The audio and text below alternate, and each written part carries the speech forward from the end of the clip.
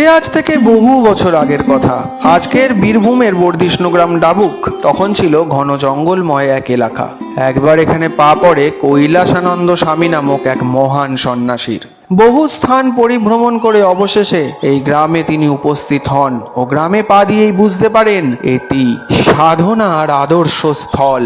তিনি শুরু করেন বাবা মহাদেবের মহান সাধনা এবং কিছুদিন পরেই তাকে দর্শন দেন স্বয়ং বাবা মহাদেব এবং বলেন এখানে একটি মন্দির প্রতিষ্ঠা করতে ও নাম দিতে ডাবুকেশ্বর। তবে বাবার অনাদিলিঙ্গ ঠিক সময়ে ঠিক মানুষের দ্বারা সংস্কার হবে, অপেক্ষা করতে সেই সময়ের জন্য। এবং কৈলাসপতি বাবা তখন সেখানে সাধনা চালাতে থাকেন এবং সেই সাধনা একবার প্রত্যক্ষ করেন তখনকার কাশ্মীর রাজ এবং তিনি একটি মন্দির তৈরি করে দেন এবং কাশ্মীর রাজ এস্টেট থেকে এই মন্দিরে ব্যয়ের নির্বাহের জন্য 600 টাকা করে অনুদান দেওয়া শুরু হয়। কেটে যায় বেশ কিছু সময়। কৈলাসানন্দ স্বামীর সাথে পরিচয় হয় শ্রী বামা খ্যাপার। দুজনের মধ্যে গড়ে ওঠে চরম হৃদ্যতা।